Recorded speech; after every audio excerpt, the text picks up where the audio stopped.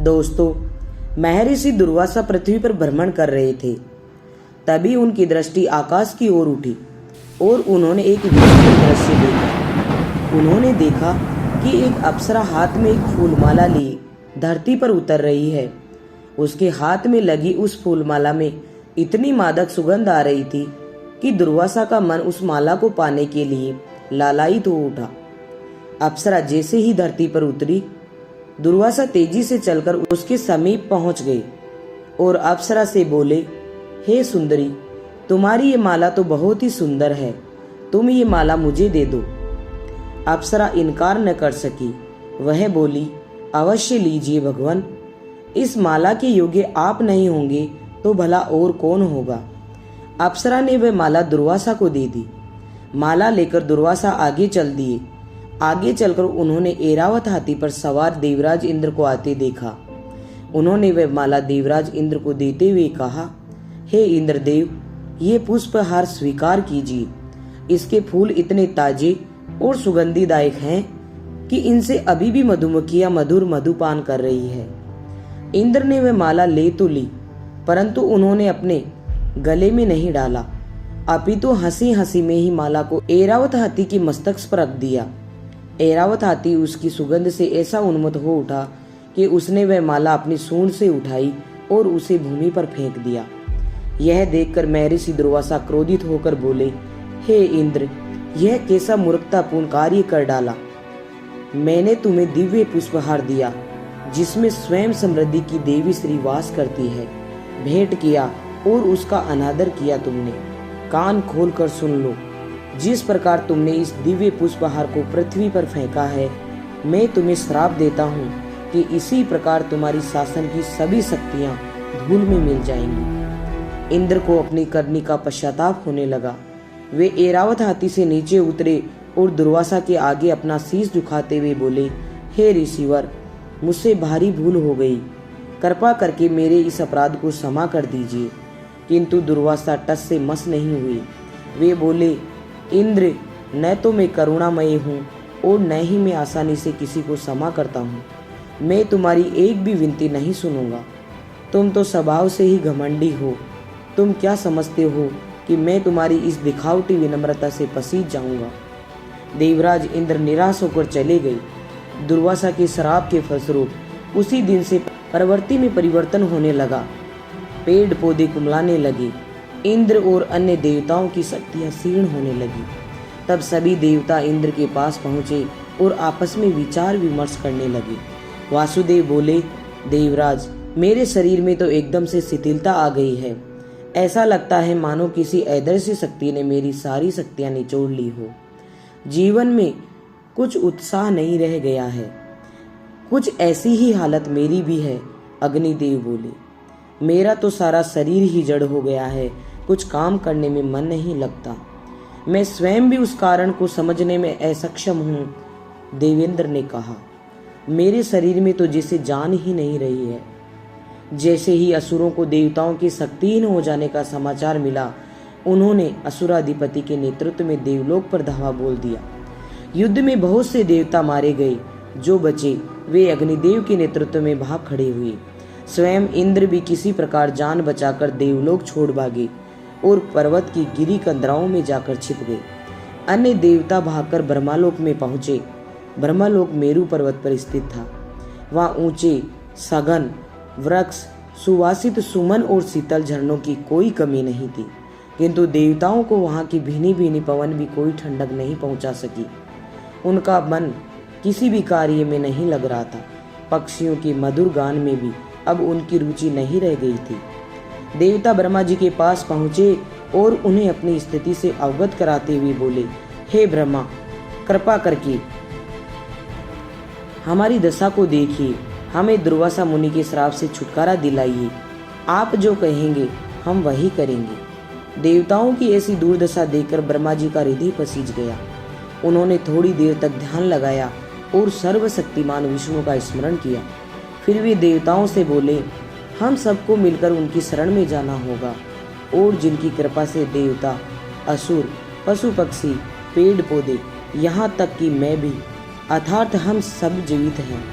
चलो भगवान विष्णु के पास चलते हैं और उन्हीं से सहायता की याचना करते हैं। मैं तुम सबको उनके पास ले चलता हूँ। ब्रह्मा जी के साथ देवता विष्णु लोक में पहुंचे। उनके तीव्र आलोक से सब चकाचौंध हो उठे और कुछ देर तक तो वे प्रभु को ही देख न सके। फिर सबने झुककर उनकी वंदना की। हे आदिदेव प्रणाम, हे सर्वज्ञ प्रभु आपको कोटिस नमन। तत्पश्चात में तेजोमय सूर्य के समान भगवान विष्णु उनके सामने प्रकट हुई। देवेंद्र ने उनसे कहा, हे अंतर्यामी, आपसे कुछ छुपा नहीं है, न अतीत है न वर्तमान। आप हमारी दशा भली भांति जानते हैं। कृपा करके असुरों पर विजय पाने में हमारी सहायता कीजिए। भगवान विष्णु कुछ देर मौन रहे, फिर बोले, मेरी बात ध्यान से सुनो, तभी तुम्हारा कल्याण सुनिश्चित है। तुम्हारे शत्रुओं ने तुम पर विजय प्राप्त कर ली है, इसलिए अभी तुम्हें उनके साथ संधि कर लेनी चाहिए। परंतु देव, हम संधि कैसे करें? देवेंद्र बोले, असुर तो हर अवसर पर हमारी दशा से लाभ उठाते हैं। वे हमसे बुरा व्यवहार करते हैं। समय पड़ने पर चूहे और सांप में भी मैत्री हो जाती है। भगवान विष्णु ने कहा, इसलिए इस समय असुरों से मित्रता कर लेना ही तुम्हारे हित में है। किंतु भगवान, अब हम उनके पास जाने से डरते हैं।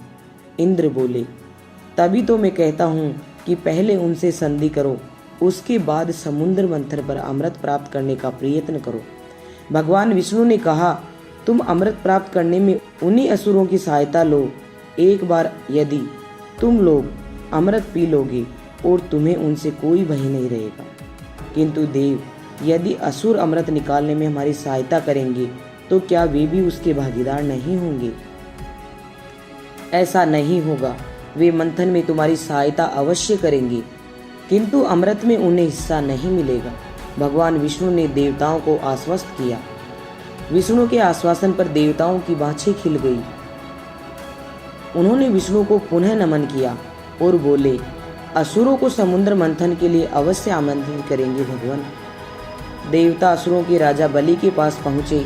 वह तीनों लोगों को जीत लेने के पश्चात विश्राम कर रहा था। असुरों ने जब देवताओं को आते देखा तो वे उन पर आक्रमण करने के लिए तैयार हो गए। लेकिन तभी बलि ने कहा, ठहरो, अपने हथियार नीचे कर लो। देख नहीं रहे कि देवता निहत्थे हैं। वे अपने अपने अस्त्र शस्त्र त्याग कर हमारे पास आए हैं। लेकिन राजन, वे हमारे शत्रु हैं। असुर सेनापति ने कहा, लेकिन वे शत्रु विहीन हैं। वे शायद हमसे संधि की बात करने आए हैं, इसलिए उन्हें हमारे पास आने दो। बलि ने आदेश दिया। आदेश पाकर असुरों ने अपने शस्त्र नीचे कर लिए। देवता बलि के पास पहुंचे। बलि ने उन्हें बैठने के लिए यथोचित स्थान दिया। फिर उनसे पूछा, आप लोग इतना संकट उठाकर मेरे पास क्यों आए हैं? क्या कोई प्रस्ताव लाए हैं? हाँ राजन, बात कुछ ऐसी ही है, इंद्र ने कहा। तो फिर कहो, कौन सा प्रस्ताव है वह? बलि ने पूछा। इंद्रदेव बोले, पहले आप ये बताएं कि क्या आप अमृता प्रदान करने वाला दिव्य पेय अमृत प्राप्त करना चाहते हैं? अमृत का नाम सुनते ही असुर चौंक पड़े। तभी राजा बलि ने कहा, अमृत में तो हमारी सदा से ही रुचि रही है। हम उसे जरूर प्राप्त करना चाहेंगे, लेकिन उसे प्राप्त करना तो असंभव ही है। यह सुनकर इंद्र ने कहा, अब अमृत को प्राप्त करना असंभव नहीं है असुराधिपति, क्योंकि हमने उसे निकालने का मार्ग खोज लिया है। उसके लिए हमें सबसे पहले क्षीर सागर को मथना होगा। फिर इंद्र ने राजा बलि को विष्णु द्वारा निर्देशित अपनी पूरी योजना समझा दी। योजना को समझकर राजा बलि ने कहा, यह योजना तो सचमुच ही बहुत ही अच्छी है। मैं इस योजना से पूरी तरह सहमत हूँ, किंतु पहले मुझे अपने मंत्रियों से विचार विमर्श करना पड़ेगा। बलि ने अपने प्रमुख मंत्रियों संबर, अरिष्टिनेमी, पोलोम और कालकेय आदि से सलाह की। सभी ने उस योजना का स्वागत किया। इस प्रकार कुछ समय के लिए देवता और असुरों में मैत्री हो गई। योजना अनुसार दोनों पक्ष दूध के समुद्र अर्थात क्षीर सागर पर जा पहुंचे। उन्होंने अनेक प्रकार की जड़ी बूटियां सागर में डाली। अब प्रश्न पैदा ये हुआ कि सागर को मथने का। तब राजा बलि ने अपने मंत्रियों से कहा, हमारी तैयारी हो गई है, किंतु ये समुद्र तो बहुत ही विशाल है, इसे मथेंगे किससे? सिर्फ एक ही पर्वत से मथने का काम हो सकता है। कुछ सोचते हुए संबर ने उत्तर दिया, इस पर असुरों की परेशानी को भांप इंद्र ने उनसे कहा, भगवान विष्णु ने मदिराचल पर्वत उखाड़कर उसका उपयोग करने को कहा था। आप सब लोग हमारे साथ चलिए, हम मंदिराचल को उखाड़ कर लाएंगे और उसका उपयोग मथाने के रूप में करेंगे। मदिराचल पर्वत बहुत ही विशाल था। उसके शिखर बादलों से बातें करते थे। वह 11,000 योजन ऊंचा था और लगभग उतना ही गहरा भूमि में धंसा हुआ था। सबने मिलकर जोर लगाया और अंततः उसे भूमि से उखाड़ दिया। देवता और असुर उसे समुद्र की ओर ले चले। सभी बलशाली एवं पराक्रमी थे, फिर भी पर्वत के बोझ से वे हाँफ कांप रहे थे। समुद्र तक का रास्ता उन्हें भारी पड़ रहा था। आखिरकार दोनों ही पक्ष शक्ति जवाब दे गई। उनके हाथों से पर्वत गिर पड़ा और उसके नीचे दबकर अनेक देवता व असुर मौत के मुंह में चले गए। देवताओं एवं असुरों की चीखों से आसमान गूंजने लगा। देवराज इंद्र, राजा बलि ने दोनों ही निराश भाव से खड़े होकर विचारों में डूब गए कि अब क्या करें। तभी उनकी निराशा आशा में बदल गई। भगवान विष्णु गरुड़ पर सवार होकर वहां आ पहुंचे। उन्हें देखकर दोनों पक्षों में खुशी की लहर दौड़ गई। भगवान विष्णु ने अपनी दृष्टि मरत पड़े देवताओं और दैत्यों पर डाली। उनकी कृपा दृष्टि पड़ते ही सभी मरत पड़े असुर और सुर पुनः जीवित हो गए। भगवान विष्णु ने एक हाथ से सहज ही मदिराचल पर्वत को उठा लिया और उसे गरुड़ की पीठ पर रख दिया। तत्पश्चात विष्णु स्वयं गरुड़ पर सवार हुए और क्षीर सागर की ओर उड़ चले। वहां पहुंचकर गरुड़ ने धीरे से पर्वत को सागर में रखा और फिर भगवान विष्णु को लेकर उड़ गया। अब प्रश्न यह था कि मथने के लिए नेति किसे बनाया जाए। यहाँ पर भी भगवान विष्णु द्वारा इंद्र को बताई गई युक्ति काम आई। उन्होंने नागों के राजा वासुकी को इस योजना में प्रयुक्त करने का निश्चय किया। तब देवता और असुर नागों के राजा वासुकी के पास पहुंचे और उनसे प्रार्थना की, हे वासुकी, हमारे साथ चलकर समुद्र मंथन में हमारी सहायता कीजिए। मंथन के पश्चात समुद्र में से जो अमृत निकलेगा उसमें आप भी भागीदार होंगे। अमृत के लालच में नागराज वासुकी ने तुरंत सहमति व्यक्त कर दी। वे देव और असुरों के साथ क्षीर सागर की ओर चल पड़े। वहां पहुंचकर देव और असुरों ने उन्हें रस्सी की तरह मंदिराचल के चारों ओर लपेट दिया। अब मंथन की प्रक्रिया शुरू हुई। देवता वासुकी के सिर का हिस्सा पकड़ने को आगे बढ़े तो असुरों ने उसका प्रतिवाद किया। उन्होंने सिर वाला हिस्सा स्वयं पकड़ने की जिद की। इंद्र तो ऐसा चाहते ही थे।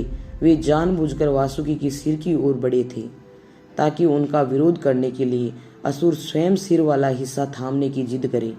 मन ही मन मुस्कुराते हुए इंद्र पूंछ वाले हिस्से की ओर बढ़े। इस प्रकार देवताओं ने वासुकी की पूंछ वाला हिस्सा थामा और असुरों ने उसके आगे का भाग। मंथन आरंभ हो गया। इसके पश्चात एक नई बाधा और आ गई। मंदिराचल के नीचे कोई आधार तो था नहीं। वह धीरे धीरे अपने बाहरी बोझ से समुद्र तल की ओर खिसकने लगा। अब तो देव और असुरों दोनों ही घबरा उठे। अब क्या करें, कैसे रोके पर्वत को नीचे धंसने से? यह प्रश्न उनके सामने ज्वलंत हो उठा। इस बार भी भगवान विष्णु उनकी सहायता करने के लिए पधारे।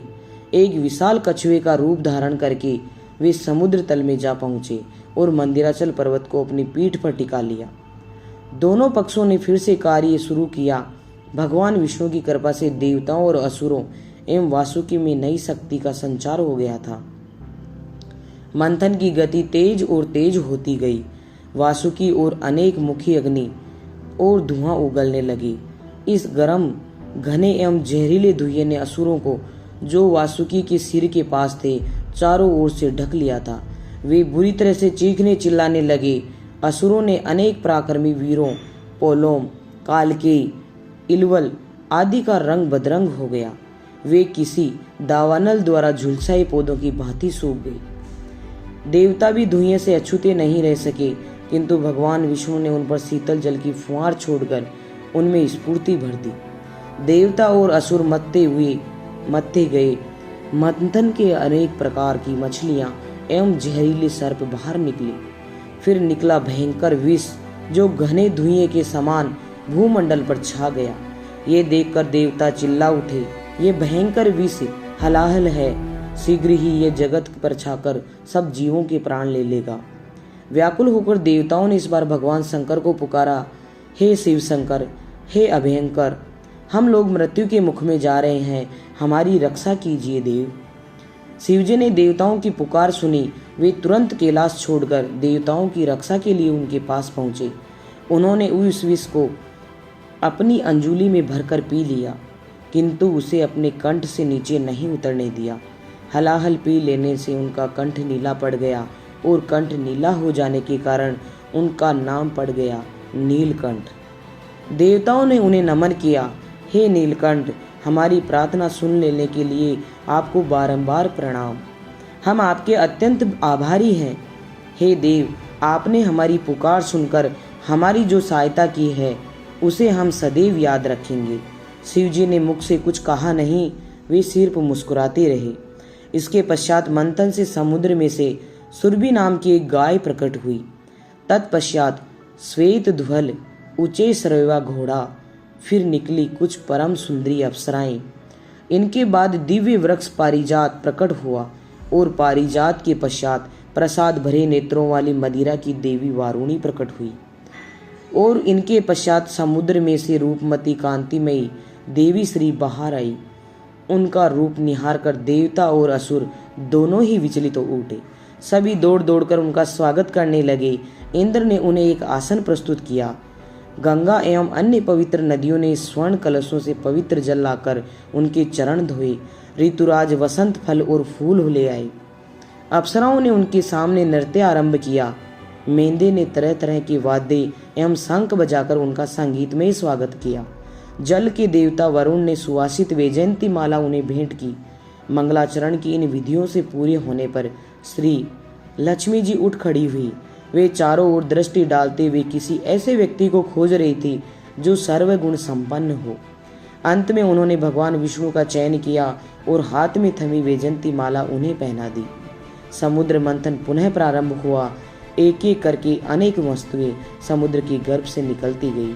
इस प्रकार 13 वस्तुएं निकलने के बाद अंत में दिव्य चिकित्सक धन्वंतरी अपने हाथों से अमृत कलश थामे समुद्र से बाहर आए। उन्हें देखकर देवताओं में परम संतुष्टि का अनुभव हुआ। अभी वे उनका स्वागत करने के लिए आगे बढ़े ही थे कि असुर पक्ष में भयंकर कोलाहल आरंभ हो गया। अमृत कलश को छीनने के लिए असुर धन्वंतरी की ओर दौड़ पड़े। एक असुर ने झपटकर धन्वंतरी के हाथ से अमृत कलश छीन लिया और उसे आकाश की ओर उड़ा। देवताओं ने उसका पीछा किया और अंततः अमृत कलश वापस ले लिया। इस छीना झपटी में कलश का अमृत छलकर नीचे सरिताओं में गिर गया। वे नदियां थी गंगा, नर्मदा एवं सिप्रा नदी।